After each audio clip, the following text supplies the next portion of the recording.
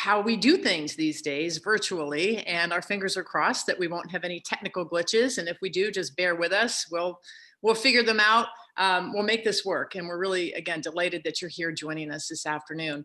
A little bit about the Chamber. If you're not from the Bangor region, and by the way, many of you are not, and that's what's really cool and exciting about bringing this event to you virtually, is we have guests from all over the country joining us this afternoon. So that's really exciting. So again, thank you for being here. Our chamber, the Bangor Region Chamber of Commerce, has been in existence for now more than a century.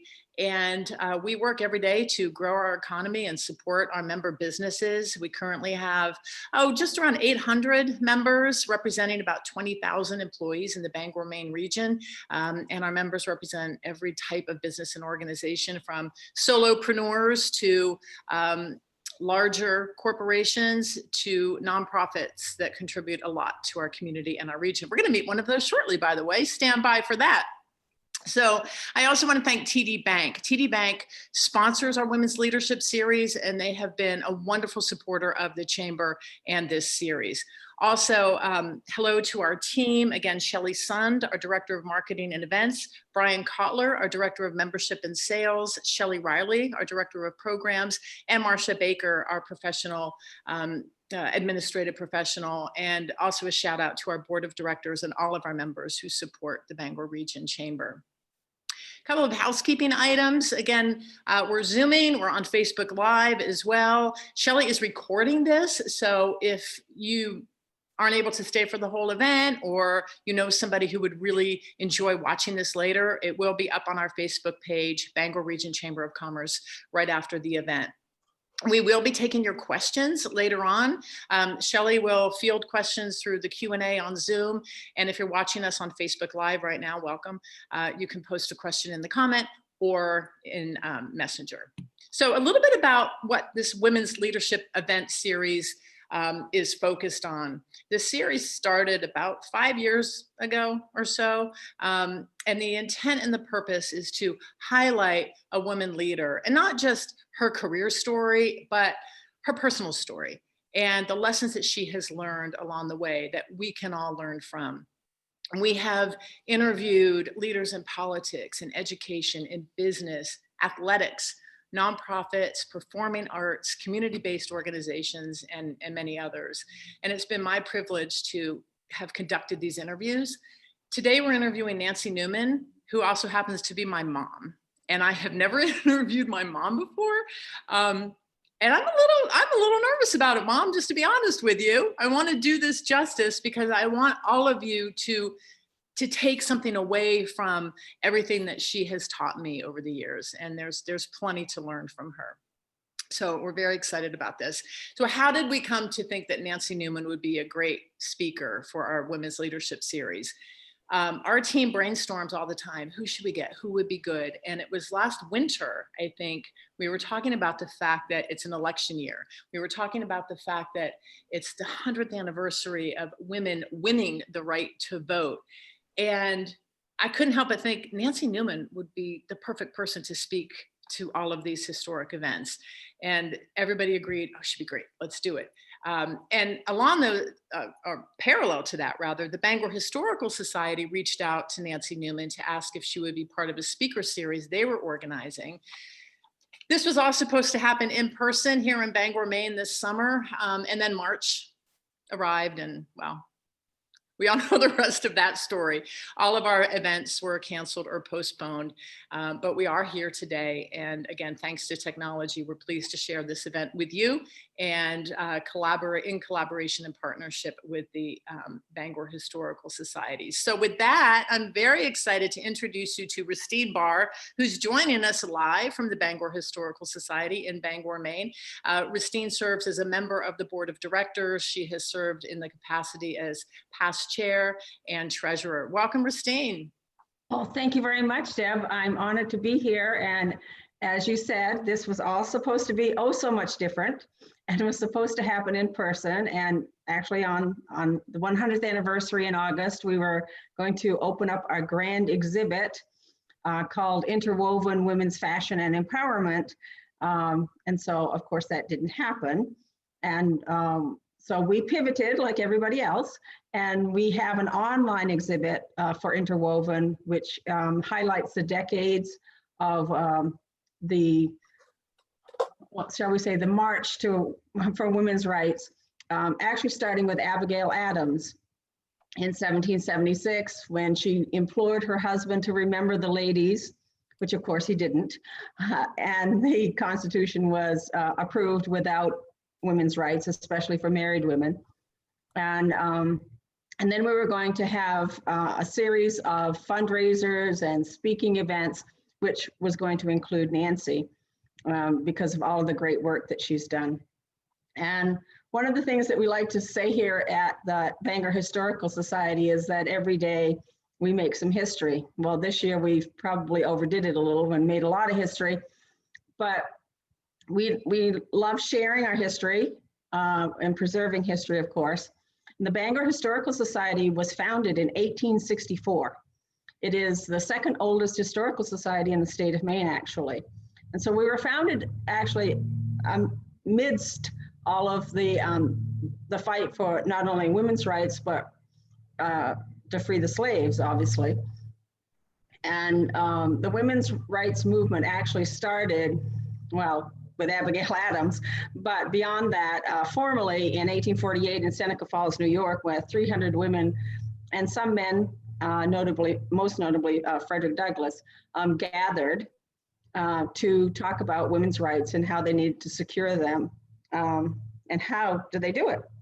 And so they were going along with that effort. A lot of the women, of course, were abolitionists, and as the war got closer, their focus shifted to that. So they got through the war, and they had great hope that when the 14th Amendment got passed and gave the right for free Black men to vote, their great hope was that as the citizens of the United States of America, women would now have the right to vote. However, in 1875, the Supreme Court passed judgment on a case that said that women were actually a special category of non-voting citizens. And so for the next, 45 years, women still had to fight to gain the right to vote.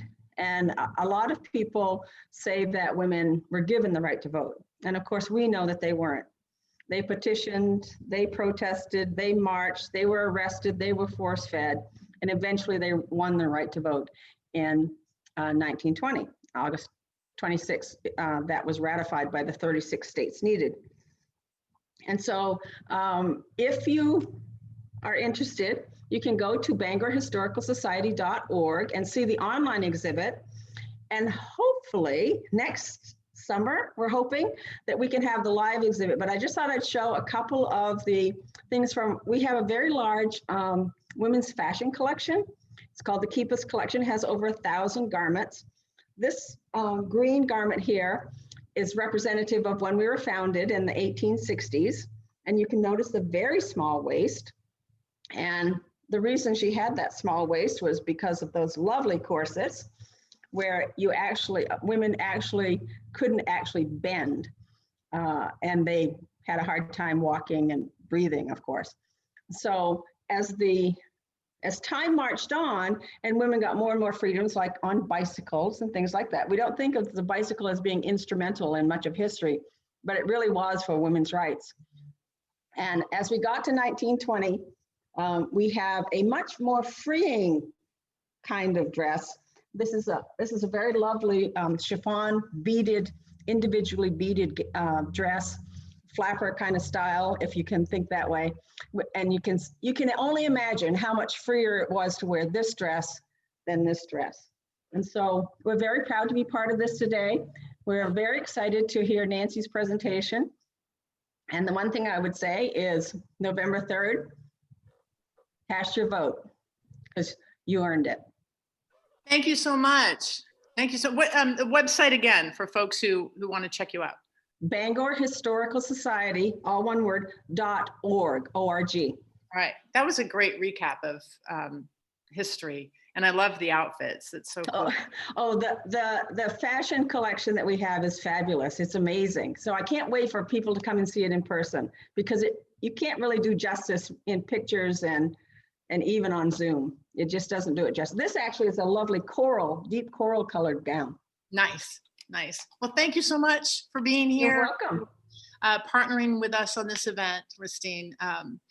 So now to our special guest, Nancy Neuman, coming to us from your home office in beautiful, lovely Lewisburg, Pennsylvania. Thank you for being here.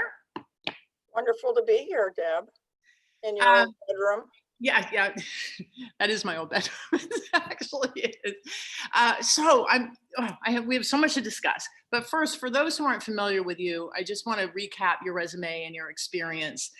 So the context of my first question makes sense to everyone, because we're gonna start with a really hot topic right now. You served as national president of the League of Women Voters from 1986 to 1990. You were past president of the League of Women Voters for Pennsylvania and for the Lewisburg, Pennsylvania area.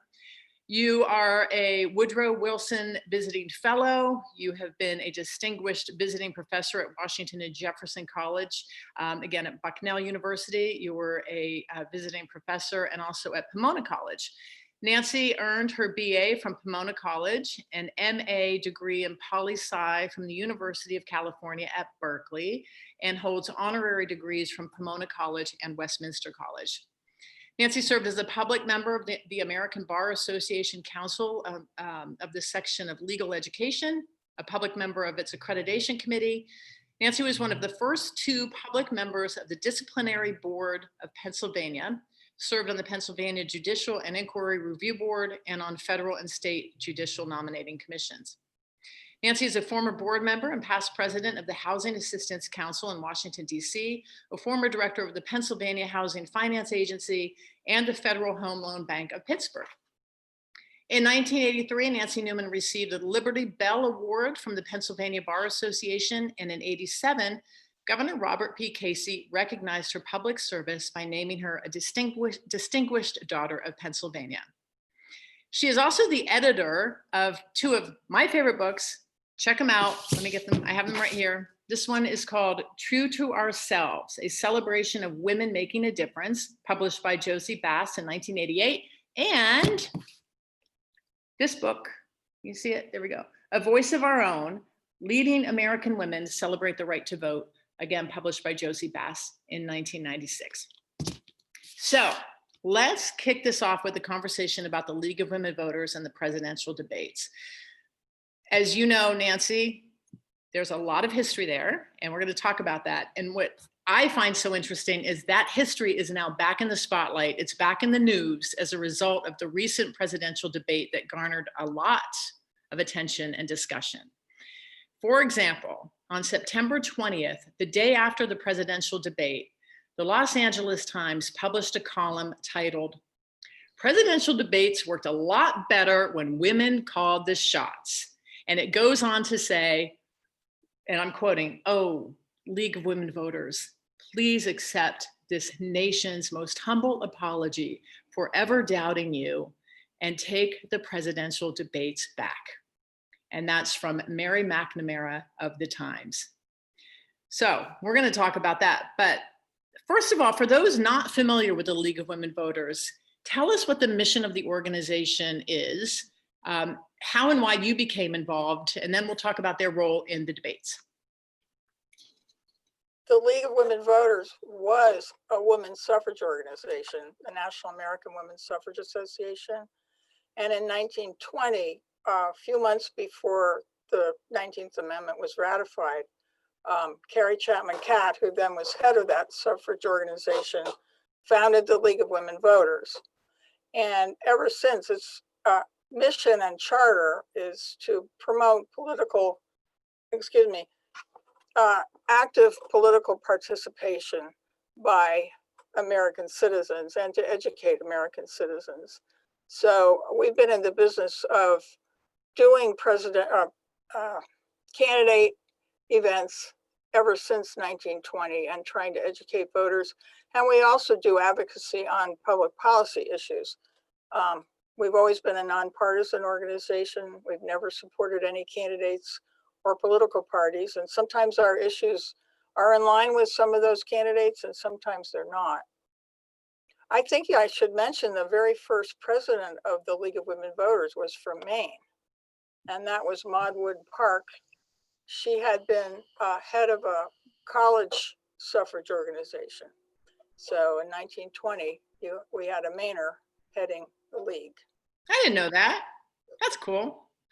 Thank you for that. I want to read something from the League of Women Voters website that describes some of the history around the debates. And it says, and I'm going to make this a little more succinct, but after a 16-year period in which there were no public presidential debates, the League's Education Fund sponsored 3 presidential debates in 1976. They were between Jimmy Carter and Gerald Ford. In 1970s, and they were the first to be held since 1960. Okay. Then in 1976, the League also sponsored 1 vice presidential debate between Senator Walter Mondale and Senator Bob Dole. The League continued to sponsor the presidential and vice presidential debates every 4 years through the 1984 elections. Following that election cycle, the Democratic and Republican national parties came together in a decision to move sponsorship of the debates under the purview of the parties. Between 1985 and 1987, the League challenged this move and sparked widespread public debate on the matter. The League argued that a change in sponsorship that put control of the debate format in the hands of the 2 dominant parties would deprive voters of one of the only chances they have to see the candidates outside of their controlled campaign environment. In 1987, the parties announced the creation of the Commission on Presidential Debates. And the commission chose the League to sponsor the last presidential debate of 1988. That was George H.W. Bush and Michael Dukakis. But they placed so many rules and restrictions on the possible format of the debate that the League was finally unable to agree to participate. In a press release at that time, and again, I'm reading right from the League of Women Voters website. In a press release at that time, Nancy Neuman, then LWVUS president, stated the League had, quote, no intention of becoming an accessory to the hoodwinking of the American public. And Mom, before I have you comment, we're gonna roll a video from C-SPAN.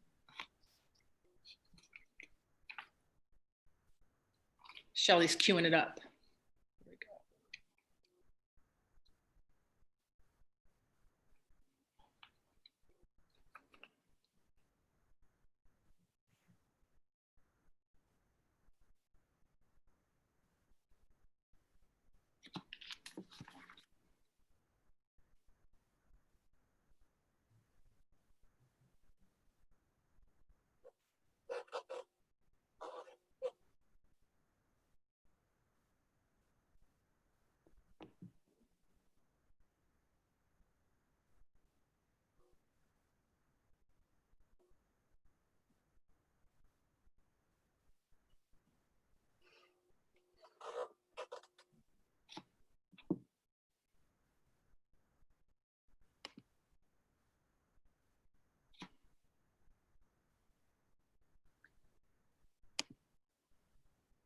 Okay, we're having some issues with the audio on that video. I apologize for that.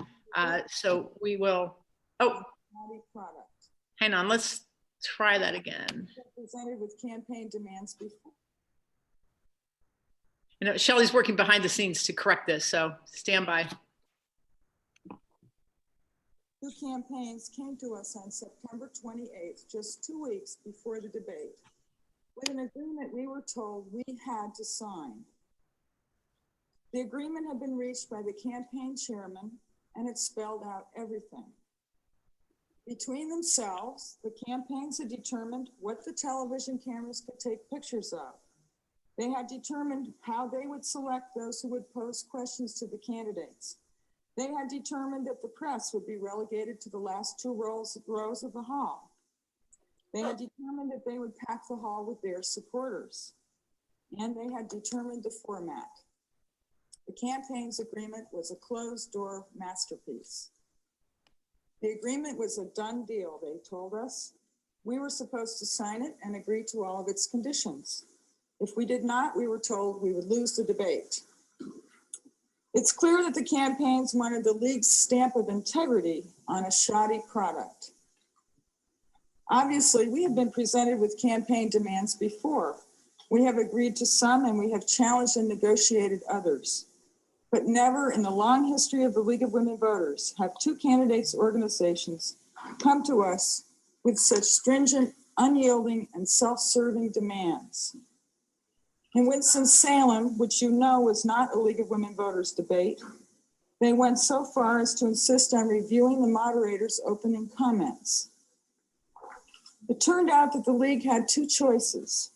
We could sign their closed-door agreement and hope the event would rise above the manipulations, or we could refuse to lend our trusted name to this charade. The League of Women Voters is announcing today that we have no intention of becoming an accessory to the hoodwinking of the American public. Under these circumstances, the League is withdrawing its sponsorship of the presidential debates scheduled for mid-October in Los Angeles. On the threshold of a new millennium, this country remains the brightest hope for all who cherish free speech and open debate. Americans deserve to see and hear the men who would be president face each other in a debate on the hard and complex issues critical to our progress into the next century. In closing, let me issue this challenge. The League of Women Voters is urging you, George Bush, and you, Michael Dukakis, to rise above your handlers and to agree to join us in presenting the fair and full discussion the American public expects of a League of Women Voters debate. Thank you. Now I'm happy to answer questions. Yes. Neuman, are you suggesting that the campaigns are trying to turn this into a setup for a soundbite or something like that? All right, Mom, Nancy. What's going through your mind? What goes when you watch that? Well, first of all, could I please put my notes in front of my face, which I couldn't do because there were a million microphones there. I didn't expect. But I managed to read it anyway, sideways.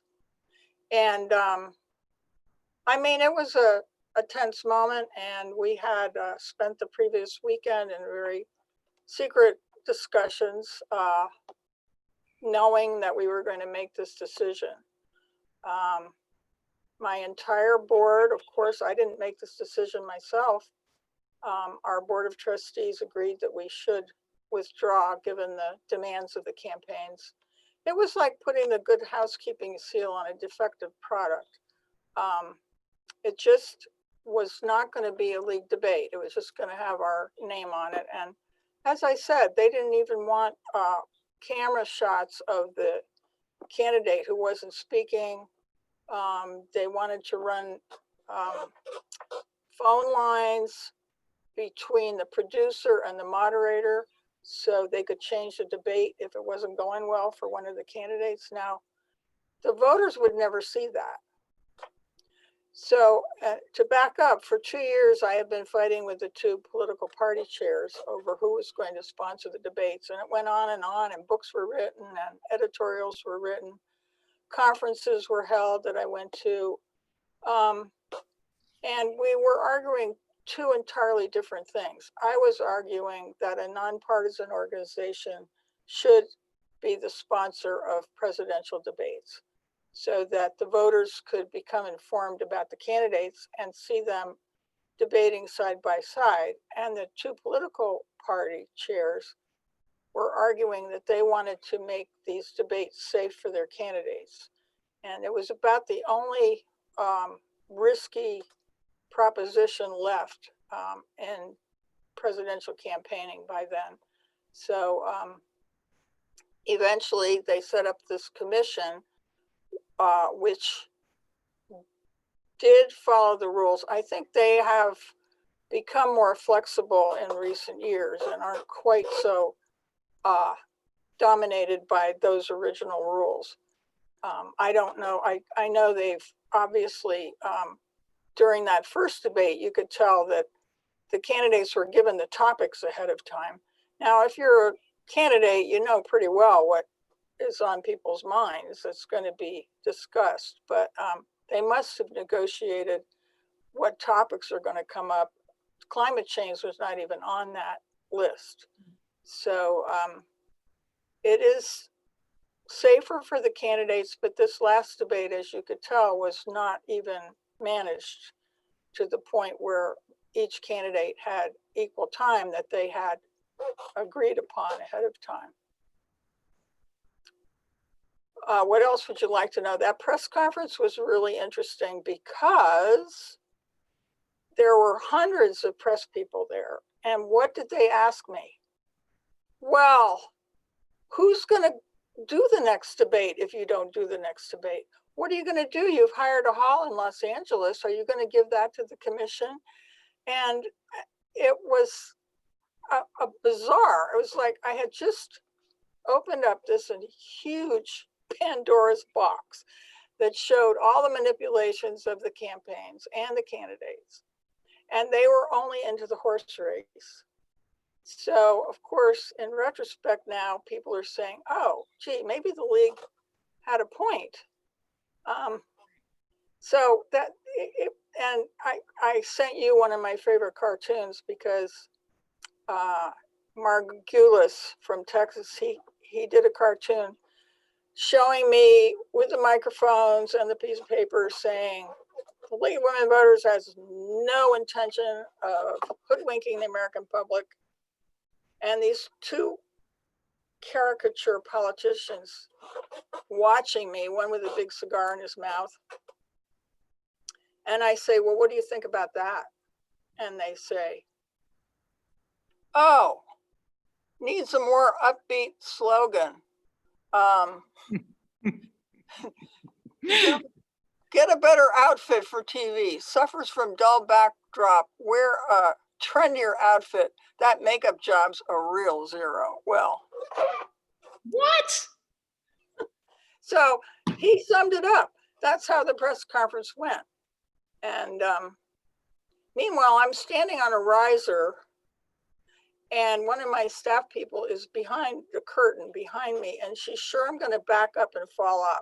So she keeps pushing my heels while I'm talking and trying to present this statement that we had worked on an entire weekend. So there are some behind the scenes things that go on. And I think we have to remind ourselves at that time, the presidential debate was, and please correct me, but it was really the primary way we heard from the candidates. We didn't have, was it broadcast on the three major networks? Oh yeah, we forget there were only three major networks: C-SPAN, CNN. Yeah. There was no Fox. You couldn't switch to the cooking channel. There wasn't such a thing, or ESPN or anything. So they were the major big league events. And there was we weren't, we didn't have the internet. There was no social media. It was just really, the debate was a huge deal, and it continues to be a deal. But at that time, it was really one of the primary means of learning about the candidates and their views. The networks had challenged the league too. Those three major networks thought that they would be better at doing the debates. Oh, yeah. But then they got into some antitrust issues about that at the time. But we always did primary debates too. And now the primary debates are generally sponsored by a network. And you can see that they are pretty much circuses, in part because there's so many candidates on the stage trying to get their moment. But they're not that well produced, I don't think. After that press conference, you mentioned the cartoon. I just remember there was a lot of activity. There was a lot of buzz, media buzz, afterwards. And I'm curious, did you Were you supported in this decision? Certainly as a leader of the organization, and you said it wasn't just your decision to make, it was the board of directors of the organization, but did you feel support? Absolutely. You wouldn't believe how much support we got from our state and local leagues all over the country. I mean, all of them had been helping us with this effort to keep the debates nonpartisan. And so we had editorial support coast to coast. It was only the two big papers that the politicians read, the Washington Post, the New York Times, that chose not to really support us. But so anyway, the leagues had been working on this, and they knew what had happened, and they knew why we had to withdraw.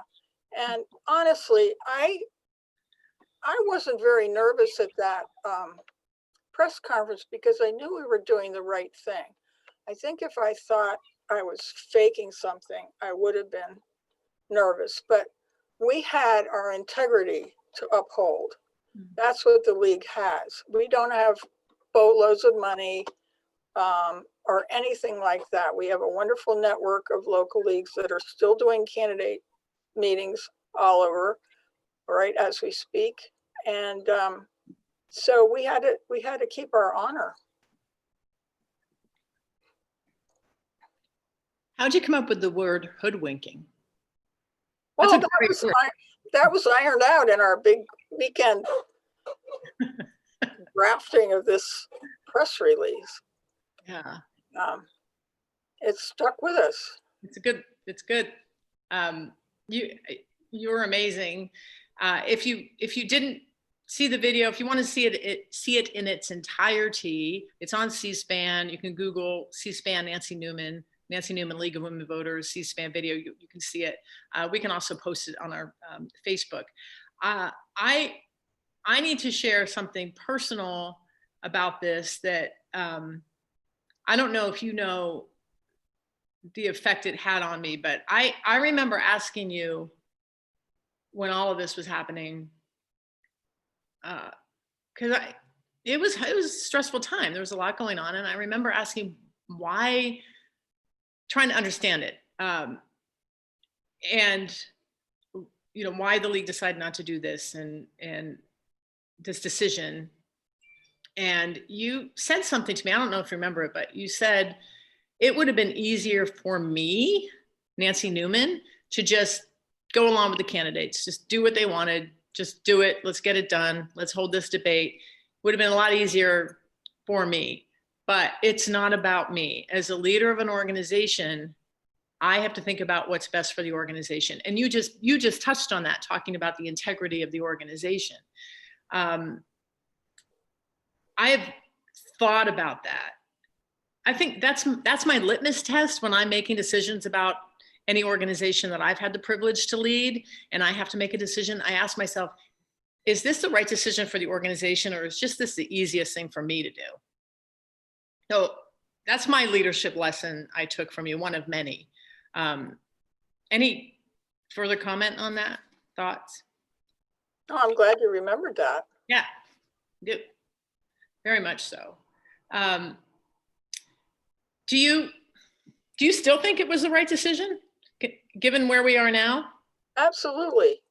I mean, and it's been a long time. Things have changed in the media world, as you mentioned. So that at the time it was the correct decision, and who knows what would have been going on this year. It's, as you say, we've got the internet, we've got all kinds of other ways of communicating now. So, so how do you, I had a conversation last night with my husband, David, and my stepson, Wes. And we were talking about voting, and all of us are voting. Weston's 20 years old. He's excited to vote, proud of him for that. Because you really instilled in your children the importance of voting. And he talked about who he's voting for, and we just said to him, you vote for whomever you want to vote for.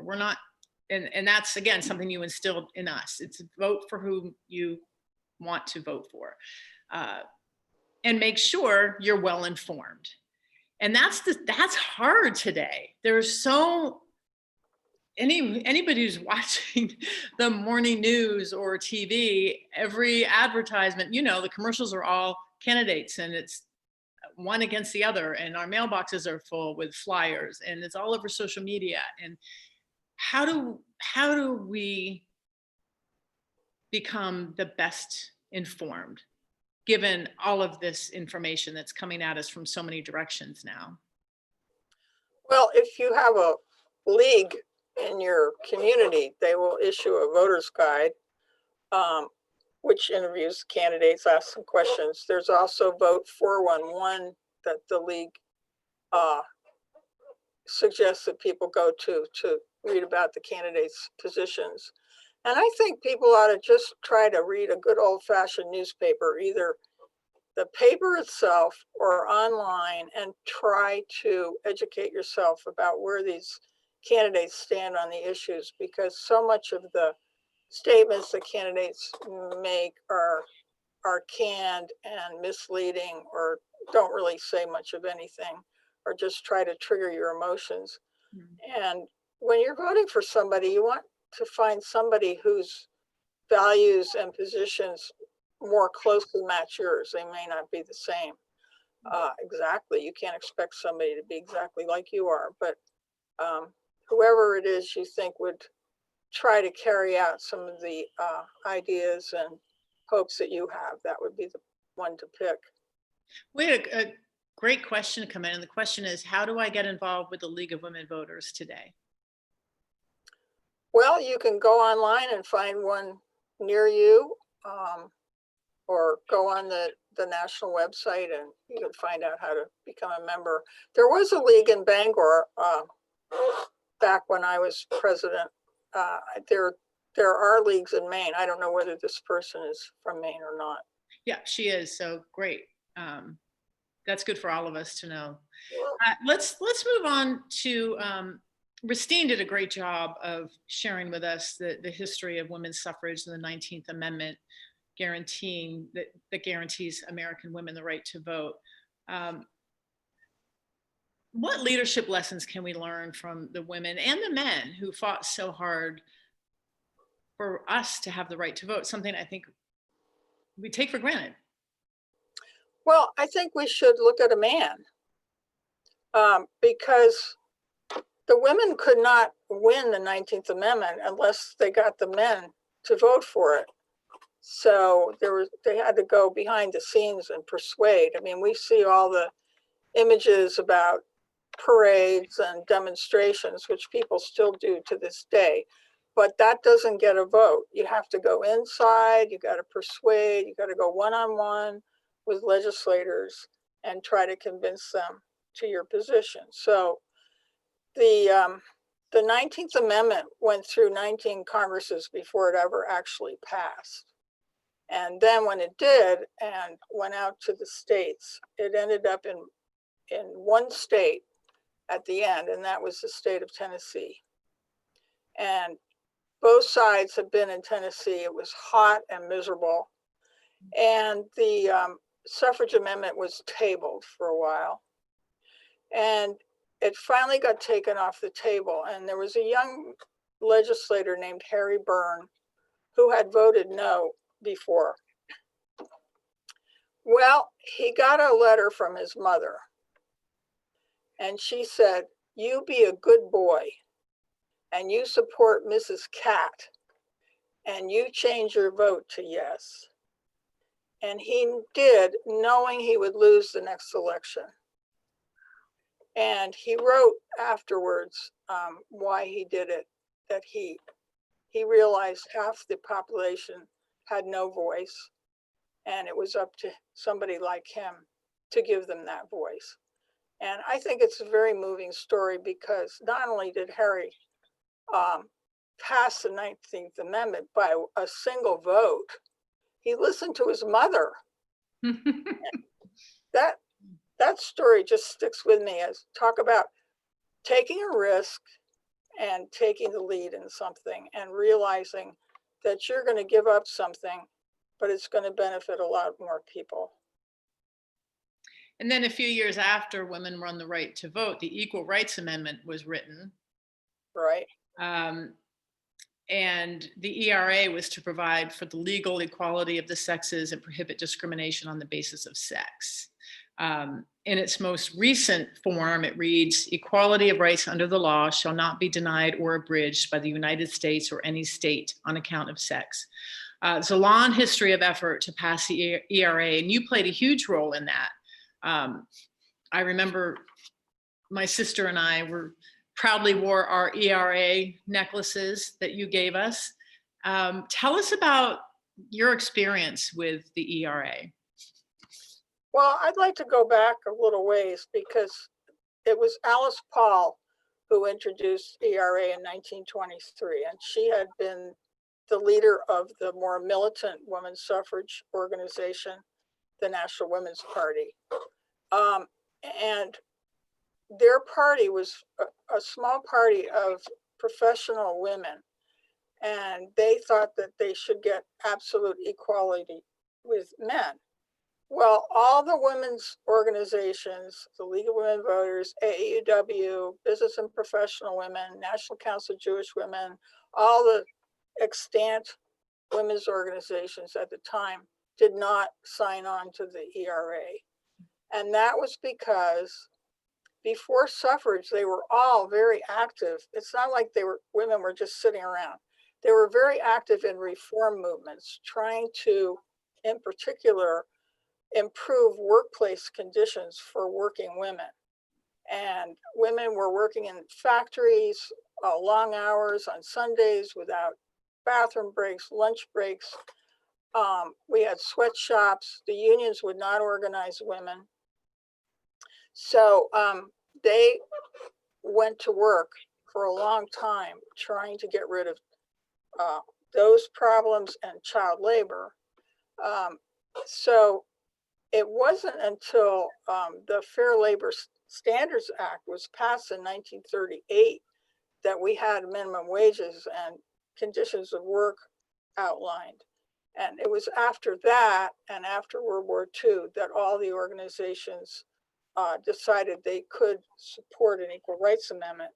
And by then, these rules and laws that had been set up to help women rebounded on them and started denying them jobs. So women weren't allowed to work in bars, they weren't allowed to cut men's hair, things like that. So things did change over time. And I think, could I just mention a personal story about my grandfather, my mother's father? When he was a young boy, lived in Lowell, Massachusetts, and he was working in a sweatshop. And I don't know, he was very young, but he heard a parade going by, and he got on his tiptoes and tried to look out the window. And his supervisor grabbed a wooden cleaver off of his machine and beat him over the head until he bled. And he worked the rest of the day. And then when his father saw him at the end of the day, he went storming back in that factory to try and find this guy. And finally, the manager pulled them apart. But things like that are in my being. So when I hear people say, well, we have too much regulation, and why do we, have these workplace protections and so on, I go back to things like that. I don't think, people now take a lot of things for granted, and we need to remember those stories.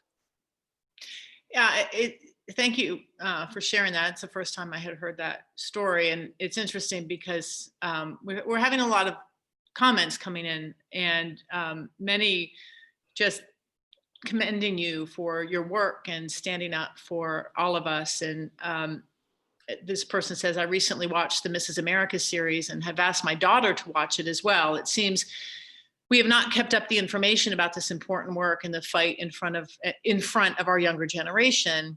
are there documentaries about these efforts that we can highlight to advance and keep the interest in the women's movement? So these stories, we don't want these stories to be forgotten, and we want every generation to understand what's come before.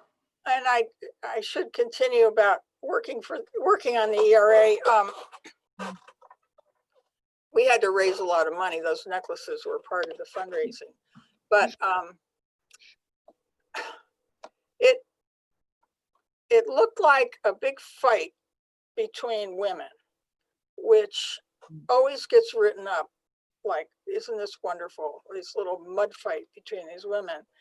And those of us who were working day to day on the ERA knew that we were actually, our opponents were actually similar to the people that opposed women's suffrage. And they were using the same arguments that women shouldn't be equal to men, that they can have jobs and positions, but still the men should dominate, and so on and so forth. And they issued all these threats that the ERA was going to do terrible things, including mandating co-ed bathrooms, like who doesn't have one in their house. And, but, you know, their arguments were very persuasive. And what they were doing was using the Equal Rights Amendment as a springboard for the revival of the right wing in this country. And we naively went in thinking, well, we have every major organization, every mainline religious organization, all the trade unions, all the teachers, everybody was on our side. But this small, very vocal group was able to stop our ERA ratification in several states. And I did learn a lot from this work, because I too went in thinking, well, I mean, what's wrong with equal rights for women? Everybody wants that.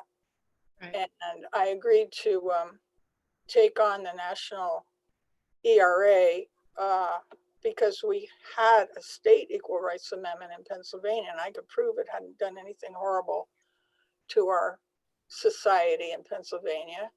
And here I was, a mother with 3 kids, and didn't ruin my family or anything. But then I ran up against this hardball politics in state by state, and each state's different. And I learned a lot through that. And I found it difficult to even explain to the league board why we had lost a state, because they assumed it was something we did, and it wasn't. It was tough. And again, a leadership lesson for all of us. You faced a lot of challenges through that time. How did you keep going in the face of all of that and rise above that and just continue on? I don't think I've ever felt as hurt as I did when we would lose an ERA vote, because it was personal. I'd worked on voter registration issues and environmental issues and whatever, and I knew I could pick myself up for another day. It wasn't attacking me and my gender, but we would get all the votes lined up in a state, and then 3 people would betray us and we would lose. Illinois set up a separate bunch of rules to pass it in Illinois. It had to be a 3/5 vote. We'd always get a majority. And after ERA died, of course, they changed the rules. So I would console myself by reading about women's suffrage. I knew the basic outlines of it, but I didn't know all the tactics and strategy and schisms that happened during the suffrage movement. And it gave me courage to know that we could continue fighting. And the other thing was, every time I'd get discouraged and burned out, and this wasn't just ERA, I would remember my experience in my first job out of college with a big brokerage company in Pasadena, California. started out as a grunt and I kept getting promoted and on and on and on. And then I left the job and found out from the administrative secretary that they'd hired a man with a high school degree and were paying him triple what they paid me. And so I marched myself into the boss and said, hey, I just found out you're paying this guy 3 times what you paid me. And he said, well, he's a man and has a family to support, which he was a man, but he didn't have a family. And then to make me feel better, he said, do you remember the day you interviewed? Yes. Well, we had you go out where the brokers sit. Back then, they didn't have computers. They had a big board on the wall that showed all the stock trades and everything. So I took my test, and he said, and then we had you walk by the brokers, and they decided that you should pass because, you know, you were good looking. Oh my God. So, those things stay with you and you say, wait a minute, okay, I don't think I can pick myself up and fight another day. And then you think, oh my gosh, those people. So that company got sued repeatedly for years and years and years over sex discrimination. I didn't sue them. I don't think I've heard that story before. I remember asking you, and if you're just tuning in, Nancy Neuman also happens to be my mom. It must have been a time when ERA didn't pass in a state, and you were just frustrated and sad. And I remember asking, what's the big deal? Because I was just raised to believe from day one that I could do whatever I wanted to do and be whatever I wanted to be. And that's just what you and Dad instilled in all of us. And I'm the oldest of 3, my sister Jennifer, my brother Jeffrey. And you said, this matters because I want all 3 of you to be able to do and be and achieve whatever you want to do. Mm-hmm. And whatever career, whatever profession, whatever, and not even think twice about not having those options. I think you did then tell me I probably would never be a concert cellist because I just wasn't good at that. But find what you're good at and pursue it, and not be held back because of your gender and this for both my brother and sisters. And I've never forgotten that either. Well, I also got some of those values from my dad, who, as you know, was a congregational minister in a very, very liberal tradition. He preached social justice every Sunday. And he also had a common theme, which was make the most of what you have. In other words, not everybody's born to be a cellist or, you know, Nobel Prize winning chemist or whatever. But you are born with certain abilities and talents, and you have to figure out how to make the most of that. And I find that was one of my struggles as an adult, to try to figure out what was it that I was meant to be doing. And I was very happy in my role in the League of Women Voters. And I thought, you know, I think I'm supposed to be doing this. What is the status of the ERA today? Bring us up to speed on that. Well, it's actually past 38 states, but it's not going to be ratified. Yeah. Because even back when I was working on it, several states withdrew their ratification. And so much time has passed, you'd have to really run it through again. And I don't think the times are right at the moment for an equal rights amendment to go through. We're in very conservative times. Mm-hmm. And I think the same issues would be coming up about the role of women. How we've come so far. You and I were sitting together watching the news of Ruth Bader Ginsburg and her passing, and we were having our coffee, and they had mentioned that she was instrumental in many things, including something I had long forgotten about, and that is women being able to get credit on their own. And you mentioned that it wasn't that long ago when women could not get a loan or a credit card without their husband's signature. Or their father. Their father, right? Yeah, and you remember now it's the legal profession has finally gotten to the point of parity where there are equal numbers of women and men in law schools, and sometimes some of them have more women. But when Ruth Bader Ginsburg got out of law school, she couldn't get a job, so she became an advocate, and she had several cases before the U.S. Supreme Court to test the 14th Amendment and whether it covered sex discrimination. And she even advocated on the part of men to make the point that there is sex discrimination against men too in some cases.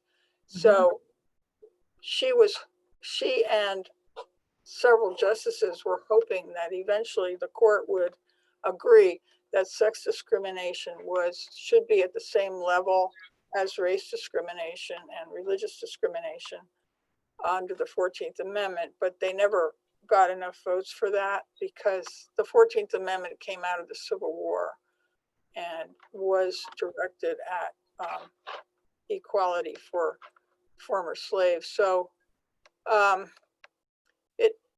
this is why an ERA is needed, because it has to fill that hole that's in the 14th Amendment. What are you hoping for your granddaughters and grandsons, your grandchildren? You have 5 grandchildren. The 2 oldest just started college this year.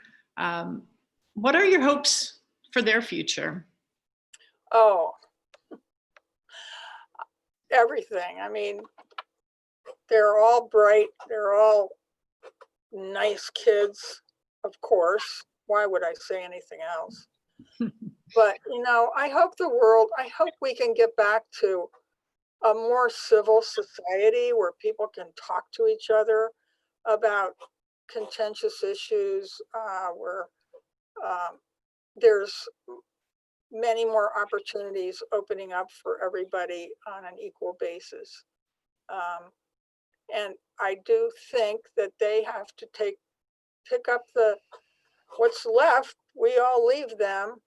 You can't expect everything to stay the same. We have to go fight the same fights over and over again, like the Voting Rights Act. Environmental protection. They probably think that we've always had clean air and clean water. But I remember when we moved to Lewisburg, the Susquehanna was yellow. It was full of coal mine drainage, and kids couldn't put their feet in the water. It was too dangerous. And things like that, they've grown up never seeing anything different. And I'm just going to jump in because a comment just came in speaking of young people never seen anything different, and this is definitely credit to you, your generation of women and men and those before. And she says, my young daughter's 12 and she's never known a world that would limit her opportunity, which is just great. She's 12 years old. She's never thought I can't do anything. But she says in this huge new world of social media and constant access to information, there's much conversation that she's exposed to that causes her concern. So if you could give her one piece of advice, what would that be? And that's so true. And we see that with your grandchildren around the same age. I don't think that they feel that they can't accomplish anything, but they're being bombarded with a lot of social pressures, more than I had growing up, more than you had growing up. What advice would you give her?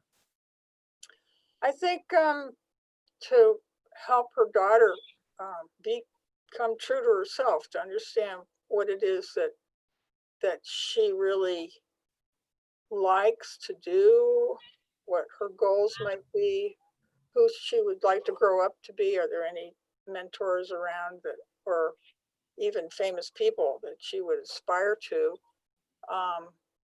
and take some leadership roles in school, you know, start her own leadership abilities.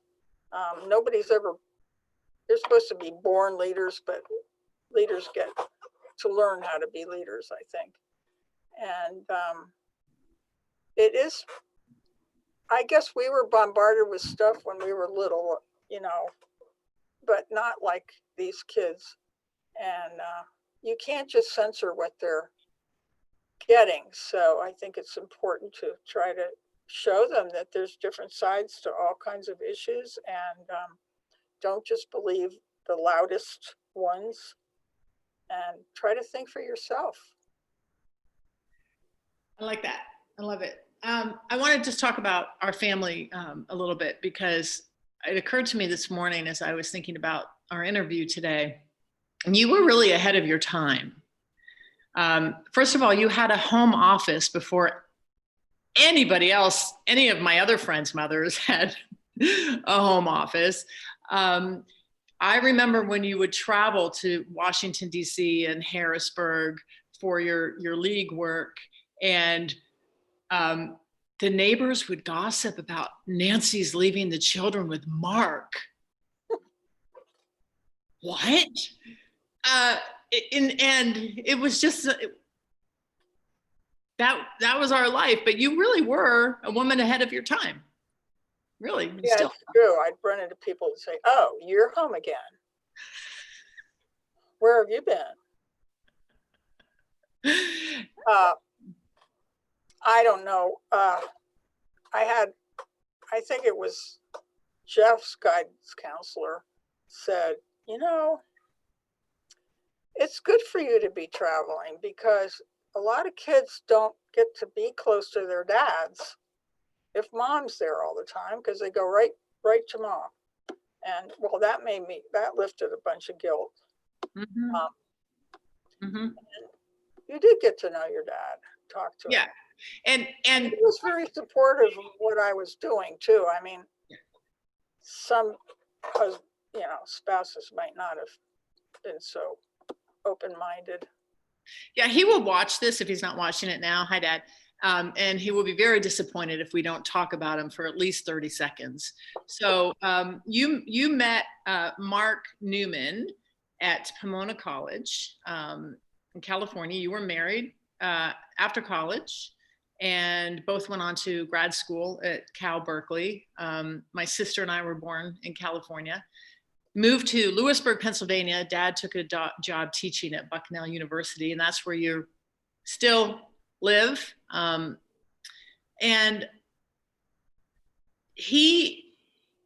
I've obviously watched the two of you. You've been married a long time. And you have had your rough patches and you've had your smooth patches, and you two are each other's best friends.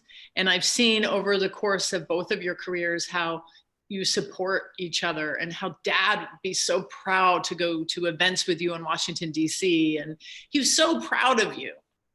It's a great partnership. You truly are a team. So any advice for the rest of us and our families and partners, especially now? Many of us are working from home. Many of us are trying to manage home offices with kids running around and partners running around. Yeah. Well, yeah, it's been a long time we've been together, and I think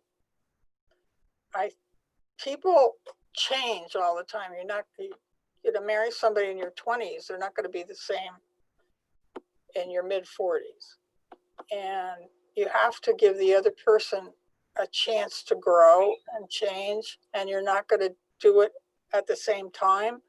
So sometimes you have those plateaus where everything's just hunky-dory, and other times one person or the other is in the middle of some kind of change or crisis, and you have to let that happen. And it's not easy, but boy, it's sure worth it to stick it out. And see grandchildren, for example. Yeah. We've had some great comments come in, and we'll wrap up here in about another 5 minutes. But your lessons that you've shared with us around leadership have struck a chord with many of you watching us today.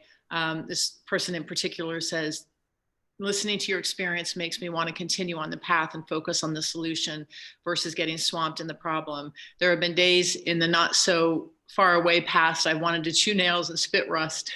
Thank you for all you've done. And boy, that's so true for so many of us, especially now, the times we're in when we're all dealing with really stressful situations through this pandemic, trying to lead organizations or manage our personal lives. And so much has changed, and we've all experienced a lot that's been difficult and challenging. What is it, again, that just has kept you going through the hard parts? Boy, you get to a certain age and you're glad to get there to begin with. And I think my family has always come first and still does. And I am so proud of them because each one of my children has become a special person in her or his own right, and believing in good values and decency, and they lead ethical lives. And the ones with the children have raised wonderful children who are also civic minded, I think, and kind to each other. And I see families that aren't as together as ours. And my husband and I have said, boy, we take that for granted. And I don't think we'll take it for granted anymore. Thank you.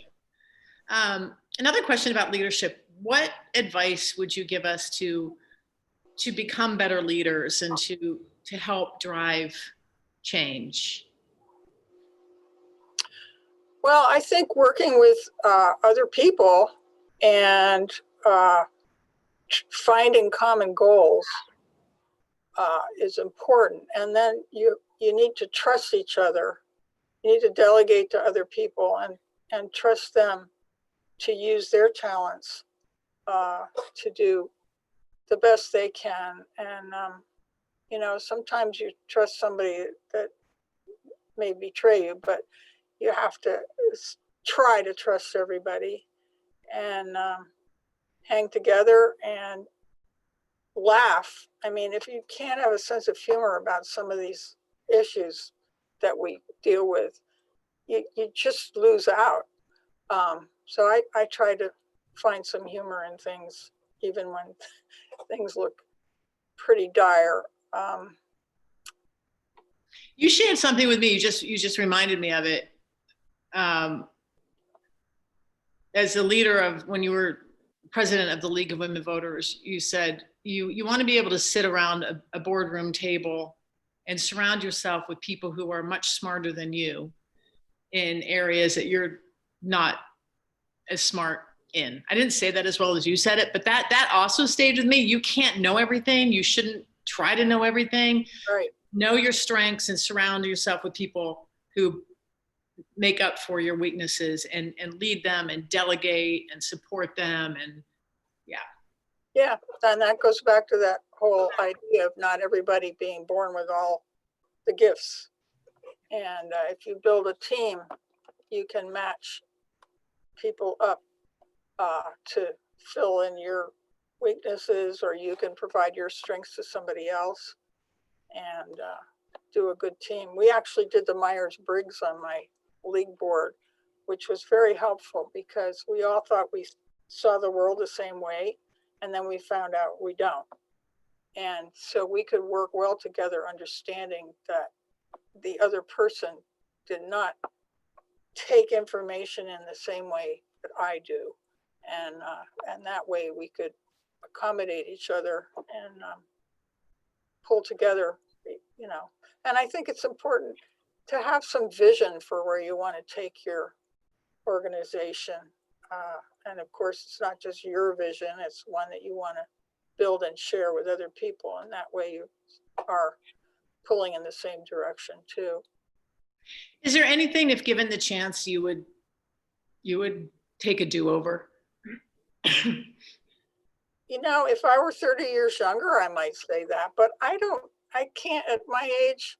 The birthdays are coming really fast, and it just seems pointless to go over things and say, oh, I should have done this, I should have done that, I should have said this, I should have said that. I mean, I'm quite happy in myself and happy with my family, and glad to have good health, and hope to be around long enough for you to interview me again sometime. And finally, what are your hopes for the next debate? Or any advice, if you were organizing the next debate, what would you change or do differently? Well, let's see. I would make sure that whoever the questioner is has the ability and authority to make sure the candidates abide by the rules and that they agreed to, and that each one gets time to share what it is that he wants to tell the public. I could say he or she, but we don't have a she running, so maybe someday we will. Thank you. Anything that we haven't touched on that you want to be sure we mention or we state again as we wrap up? Well, maybe you can think of something. I just saw one comment, and you did touch on this, but how can we use social media for good? How do we get good information in this 24/7 news cycle? And this person, she says, and I quote, "Many of us older ladies really miss Walter Cronkite." That's funny. Yeah. So there is a lot coming at us. And it is hard sometimes to filter through it all.